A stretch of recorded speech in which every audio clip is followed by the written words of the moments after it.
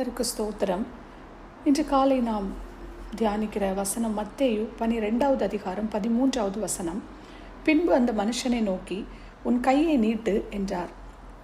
அவன் நீட்டினான், அது மறு கையை போல் சொஸ்தமாயிற்று.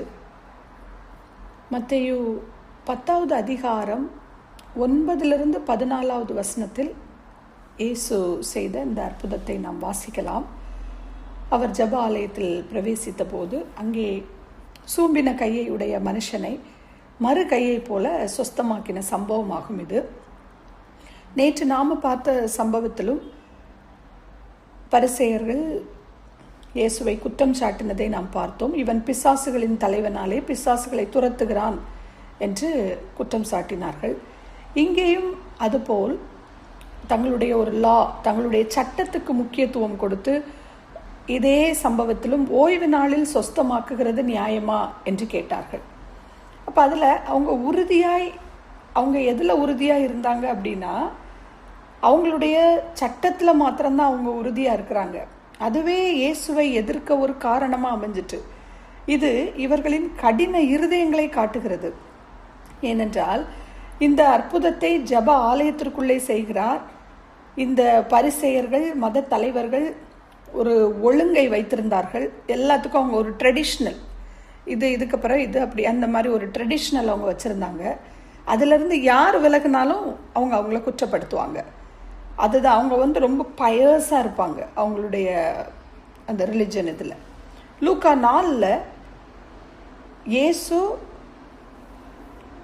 நாசரேத்தில் உள்ள ஜெப ஆலயத்திற்கு சென்று ஏசாயா தீர்க்கதரிசியின் புஸ்தகம், அதாவது அவரிடத்தில் கொடுக்கப்பட்டது, நம்ம அங்கே வாசிக்கிறோம். அவர் வாசித்து அவர் வாயிலிருந்து புறப்பட்ட கிருபை உள்ள வார்த்தைகளை குறித்து, இவன் யோசேப்பின் குமாரன் அல்லவா என்றார்கள்.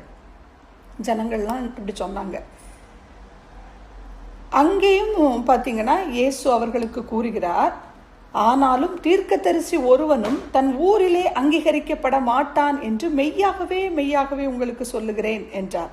ஸோ அது நேச்சுரல் திங்ஸ் தான் இல்லை. யாருமே ஒரு பழமொழி கூட சொல்லுவாங்கல்ல, முற்றத்து முல்லைக்கு மனம் கிடையாது.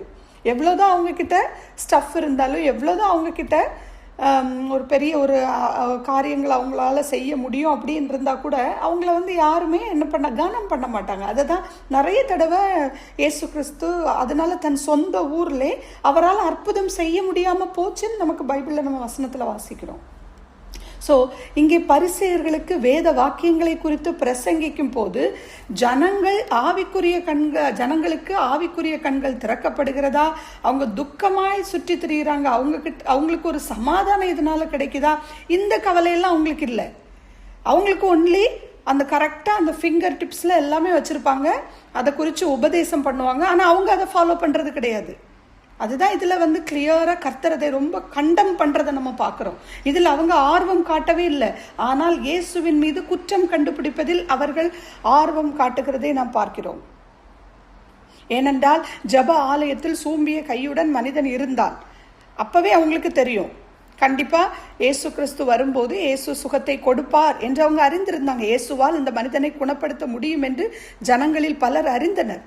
அப்பவே குற்றம் சாட்ட தொடங்கிட்டாங்க. அவர் அற்புதமே செய்யலை, அந்த மனிதன் உள்ளே இருக்கிறாரு, இயேசு கிறிஸ்து உள்ளே நுழைந்ததும் குற்றம் சாட்ட தொடங்கியாச்சு. அப்படி சொல்லியும் அவர் அந்த மனிதனின் கையை சொஸ்தமாக்கினதுனால் என்ன பண்ணாங்க, அவரை கொலை செய்யும்படி அவருக்கு விரோதமாய் ஆலோசனை பண்ணினார்கள் என்று வாசிக்கிறோம். ஏனென்றால் அவர் சட்டத்தை மீறிட்டார் அப்படின்னு அவங்க நினைக்கிறாங்க. பரிசேயர்களின் இருதயங்களையும் இயேசுவின் மென்மையான இதயத்தையும் நாம் இந்த இடத்துல உணர்ந்து கொள்ளலாம். இதே சம்பவம் தான் மார்க் 3 கொடுக்கப்பட்டிருக்கிறது. மார்க் 3:5 அவர்களுடைய இருதய கடினத்து நிமித்தம்னே இருக்கு. அவர்களுடைய இருதய கடினத்து நிமித்தம் அவர் விசனப்பட்டு கோபத்துடனே சுற்றிலும் இருந்தவர்களை பார்த்து அந்த மனுஷனை நோக்கி, உன் கையை நீட்டு என்றார். அவன் நீட்டினான், அவன் கை மறு கை போல சொஸ்தமாயிற்று. இந்த அற்புதத்திற்கு முன்பாக அதை அவர்களுக்கு தெளிவாக அவர் உணர்த்துகிறார். உங்களில் அதுக்கு பிறகு கூட ஒரு சில காரியங்கள் அவர் அவங்களுக்கு சொல்லி கொடுக்கிறார். உங்களில் எந்த மனுஷனுக்காகிலும் ஒரு ஆடு இருந்து அது ஓய்வு நாளில் குழியிலே விழுந்தால் அதை பிடித்து தூக்கிவிட மாட்டானோ? ஆட்டை பார்க்கிலும் மனுஷனானவன் எவ்வளவோ விசேஷித்திருக்கிறான்.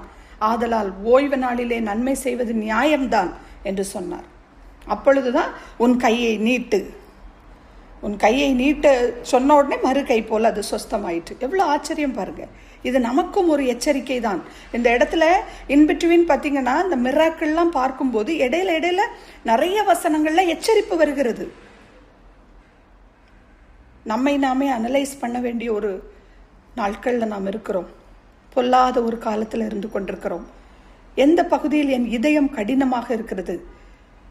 இதே இதயத்தினால் கர்த்தரை மகிழ்விக்கவும் முடியும், துக்கப்படுத்தவும் முடியும்.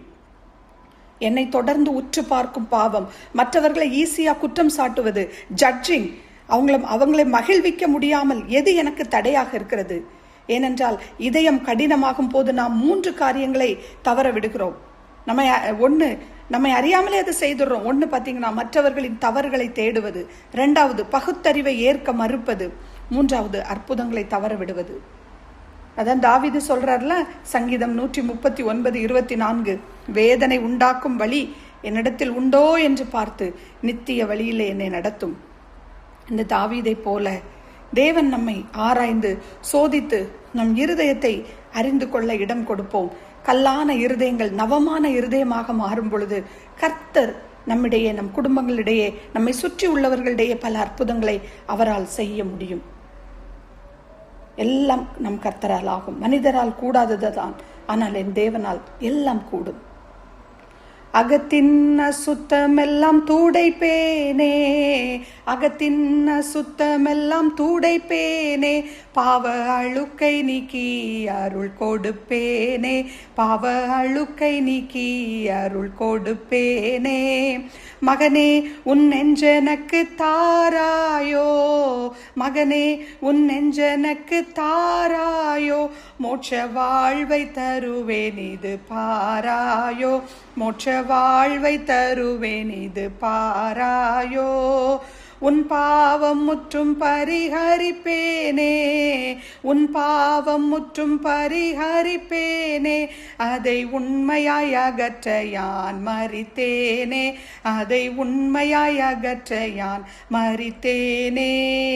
மகனே உன் நெஞ்சனக்கு தாராயோ, மகனே உன் நெஞ்சனக்கு தாராயோ, மோட்ச வாழ்வை தருவேன் இது பாராயோ, மோட்ச வாழ்வை தருவேன் இது பாராயோ. நாம் ஜெபிப்போம். அப்பா,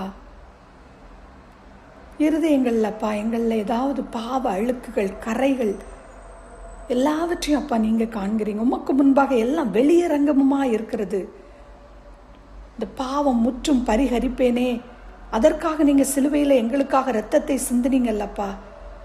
ஒவ்வொரு அற்புதத்துக்கு இடையிலும் அப்பா எவ்வளவா அந்த இருதய கடினத்தை நாங்க பார்க்கிறோம் சுவாமி. நீங்க அற்புதர், இன்றும் அற்புதம் செய்து கொண்டிருக்கிறீர், இன்றும் ஜீவிக்கிற கர்த்தராய் இருக்கிறீரப்பா. மன்னாவை நாங்க புசித்து கொண்டிருக்கிறோம், உடைய சரீரத்தையும் அப்பா உடைய ரத்தத்தையும் நாங்க பானம் பண்ணி கொண்டிருக்கிறோம் அப்பா. உம்முடைய அந்த அற்புதத்திற்காக நன்றி.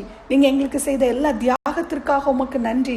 உம் அற்புதத்தின் மகிமையை அப்பா இருதயத்தின் ஆழத்தில் உணர கிருபை தாங்க, பகுத்தறிவின் ஞானத்தை தாங்கப்பா. கல்லான இதயங்களெல்லாம் மாற்றி போட்டு எந்தெந்த பகுதியில் உம்மிடத்தில் அப்பா நாங்கள் சரண்டர் பண்ணணுமோ அந்த பகுதியிலெல்லாம் அப்பா நாங்கள் எங்களை அர்ப்பணிக்கிறோம் சுவாமி. எங்கள் பலத்தினால முடியாது, உம் பலத்தினால நீங்கள் நடத்துங்க. உம்முடைய தாழ்மையை தாங்கப்பா. உம்முடைய மாடலாக நாங்கள் பின்பற்றவும், உம் அடிச்சுவடில் நாங்கள் நடக்கவும் பலனும் கிருபையும் தாங்க. கேட்கிற சத்தியங்கள் ஒவ்வொன்றும் இருதயத்தின் ஆழத்திற்குள் கிரியை செய்யாது, எங்களுடைய வாழ்க்கையில் அது பிரதிபலிக்க நீங்க கிருபை தாங்க. சத்தியங்களை கேட்பதோடு மாத்திரமல்லாமல் சத்தியங்களை கடைபிடிக்கவும் அப்பா அது என்னிடத்தில் எது காணப்படவில்லை என்பதை ஒவ்வொரு நாளும் அனலைஸ் செய்து அப்பா எங்களுடைய வாழ்க்கையில இறுதி வரை உமக்காக நாங்கள் ஜீவிக்க, உம்மை அப்பா நாங்கள் மாடலாக, நாங்கள் இயேசுவின் பிள்ளைகள், இவர்கள் கிறிஸ்தவர்கள் என்று எங்களை அறிந்து கொள்வதற்கு ஏற்ற விதமாக எங்களுடைய வாழ்க்கை இந்த நாட்கள்ல அமைய நீங்க கிருபை தாங்க. நாள் முழுவதும் இந்த வசனங்கள் எங்களோடு பேசட்டும் அப்பா. நீங்க பொறுப்பெடுத்துக் கொள்ளுங்க. நீங்க எல்லாவற்றிலும் உடைய கிருபை எங்களை தாங்கட்டும். தாழ்த்தி எங்களை உடைய பாதத்தில் ஒப்பு கொடுத்து ஜெபிக்கிறேன். துதி, கனம், மகிமை அனைத்தும் உமக்கே செலுத்தி இயேசுவின் இன்ப நாமத்தில் துதிக்கிறேன் எங்கள் ஜீவனுள்ள நல்ல பரமபிதாவே. ஆமேன்.